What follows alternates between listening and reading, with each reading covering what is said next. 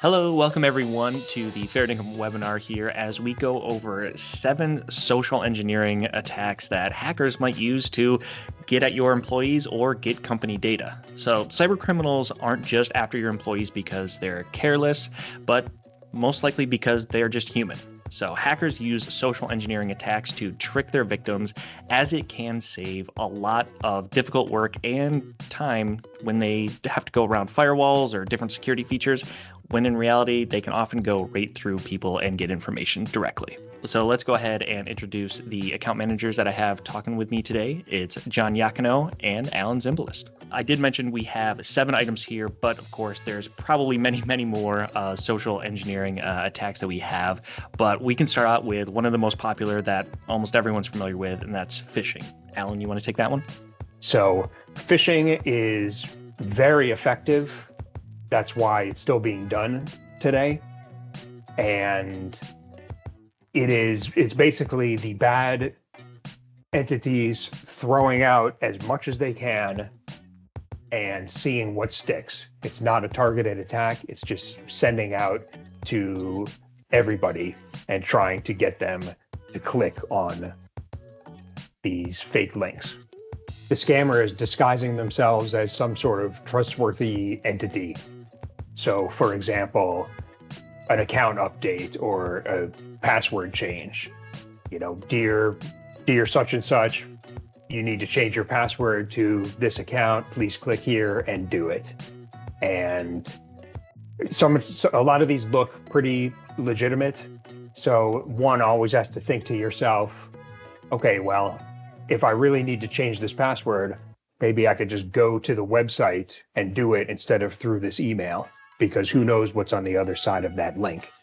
And so typical ways to spot phishing would be look at the from address to see who the email is from, not just the human name, but the actual email address. Does that look like a real address? And then also you look at the body of the email for grammatically incorrect things or other red flags from the content. And again, you think to yourself, should I even be receiving this email? I never order a package from such and such. Why am I receiving this email? And they say I need to click on this right away. Exactly. And I think that's the key right there, is it being a wide net general attack. Often these emails as well be very general. They're not even going to say specific names in there because they're just trying to get as many, fish in the sea as possible that they can kind of go after. So alternatively to that, there's a little bit more of a targeted attack that's called spear phishing. John, you want to talk on that one? Yeah, no, of course. So spear phishing is a variant of phishing. Where it's going to use highly personalized information for those phishing attempts. Malicious actors will often search the internet, social media, work profiles, LinkedIn, etc., to find information about a specific user, and then tailor that phishing email for that user themselves. So it might involve a workplace change, such as receiving an email about a change in policies or in direct deposit accounts from HR. And that email then will lead you, similar again to a phishing attack, where you'll be directed to a link or to enter information, credentials, other than that malicious actor may be able to compromise. So again, very similar to phishing. It's just a modification using highly personalized information. And you would use the same tactics to defend against that as you would in a general phishing attempt. As Alan mentioned, you would check the send from address to ensure that it is legitimate, coming from the source that is known. You'd follow up with communication through a known, phone number or alternate email address that you can verify, just confirming that the information is correct. And then any links, if it was something like your insurance provider, instead of using the link within the email that was sent, you would go directly to that vendor's website and then utilize links from a trusted source that way.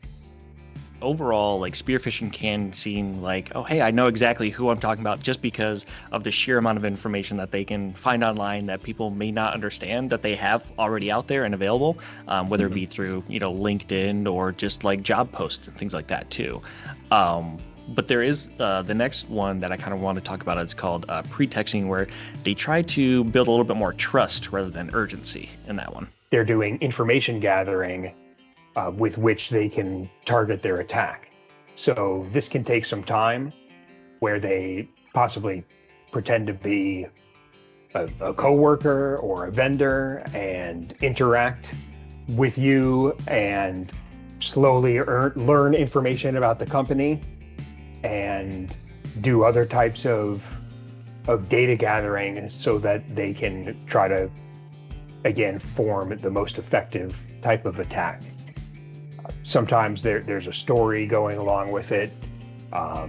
Hey, I'm from such and such government agency. I need to, there are all sorts of ways to do it, but it's basically the thing to look out for is, who is this person and why are they asking me these things? If someone is kind of snooping around for information, or if you kind of get that feeling. They often ask for, eventually it escalates, right? We're just talking, we're having fun, we're getting a little bit more information, and then maybe they want to jump in for a remote session onto your laptop. And then that kind of gives them access to maybe some system files or a way in there as well. So they can pose as HR, IT guys even, and really, really kind of anyone. And it's building that trust over time is what really sets pretexting up for a lot of compromises. So kind of similar to that, but we have another one called Quid Pro Quo. John, you want to explain that one a little bit? So again, similar to the last one, it's geared on that trust building or coming from a trusted source itself, but it'll be a quicker kind of event. So for example, perhaps an employee has a job posting somewhere. What they'll do is send an email mentioning that they were able to see their resume and they'd like to offer them a position, and there'll be a link to that position.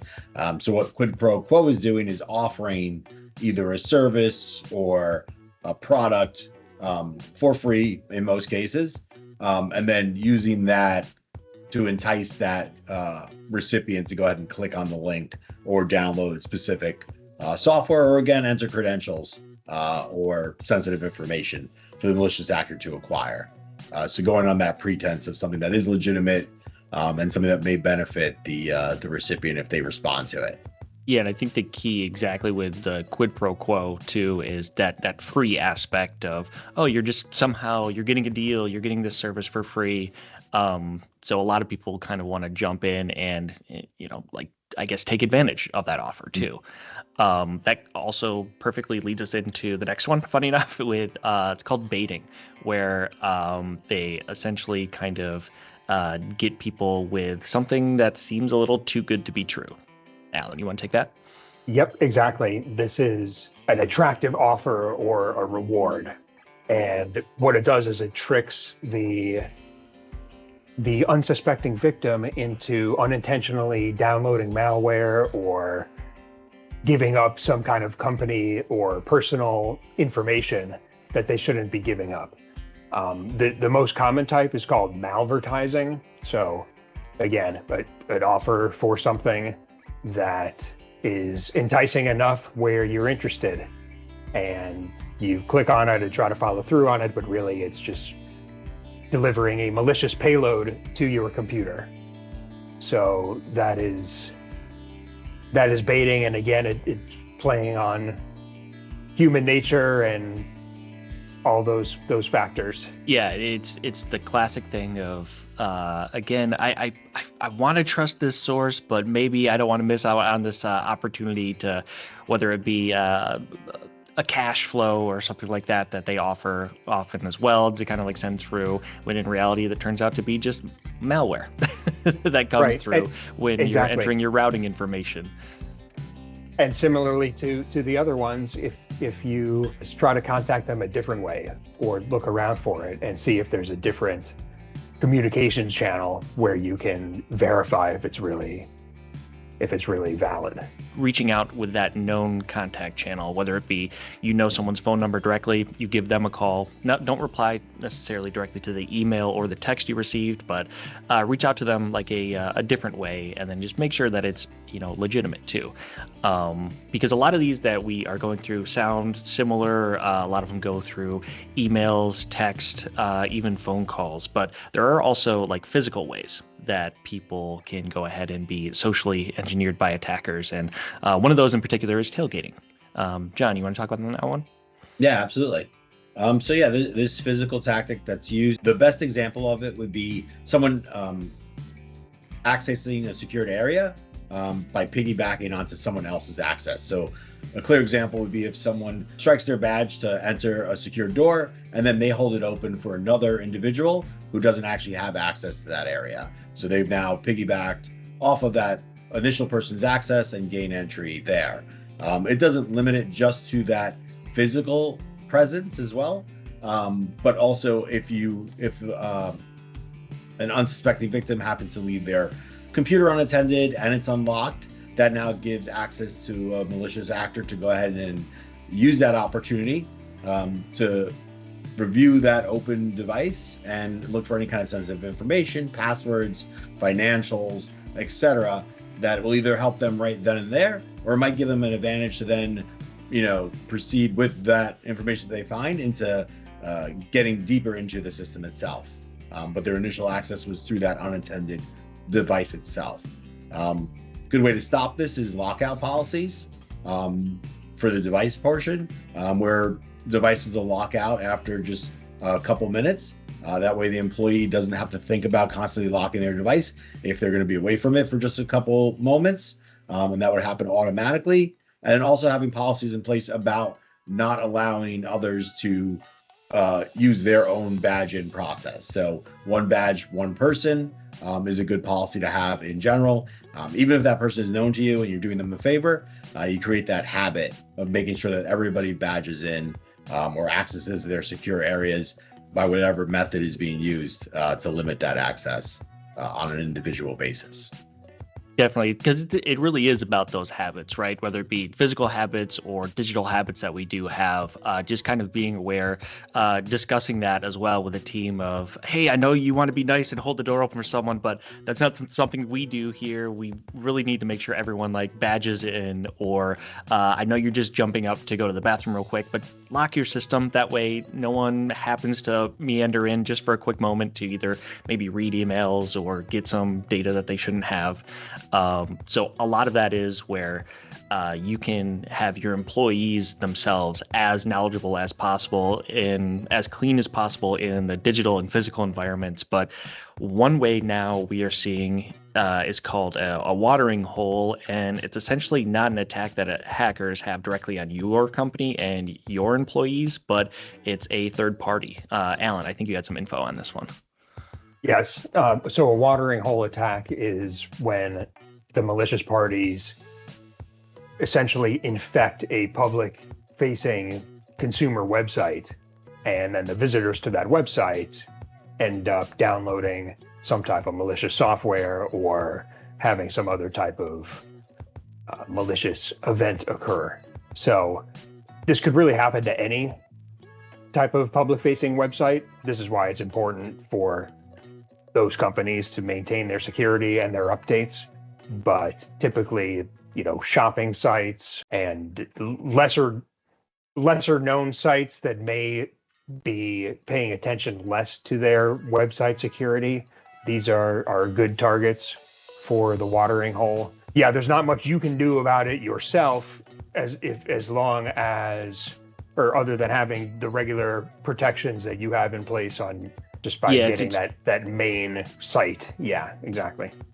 Yeah, it's one of those things too, of where an attacker may realize, oh, let's say Fairdinkum being a company, we know that Fairdinkum works with this third-party vendor, but this third-party vendor doesn't really have good security. So we're going to monitor their service. We're actually going to get in on their servers and see whenever a Fairdinkum employee logs in, maybe we can scrape their password or something like that. And then we can use that user's login and password to try for different things. So we can go ahead and, practicing having one password for one service and not using that password for any other services. That's a great way to kind of try to avoid things like that, or having like expected passwords. But I think a lot of this, what it boils down to is just being aware and, having the company culture to bring up issues, discussing with external vendors to make sure that whenever money changes are happening, or routing numbers are changing, or there's a wire going somewhere, or really sending any sensitive data, you're calling through a secondary channel just to make sure that it is the legitimate request and going to the correct location. So it's kind of turning your employees into one of the strongest defenses, because traditionally they are one of the weakest defenses. So I would like to thank everyone for joining in on the webinar today. Again, we are Fairdinkum Consulting. If you would like to reach out to us, you can go to fairdinkum.com and go to our contact us page where we have a form. You can fill us out. We are an MSP, and we in general like to help out with all the cybersecurity needs and anything a business could ask for. So I'd like to thank Alan and John for joining me, and thank you guys for joining in too. All right, have a good one. Thanks, everyone. All right, thank you.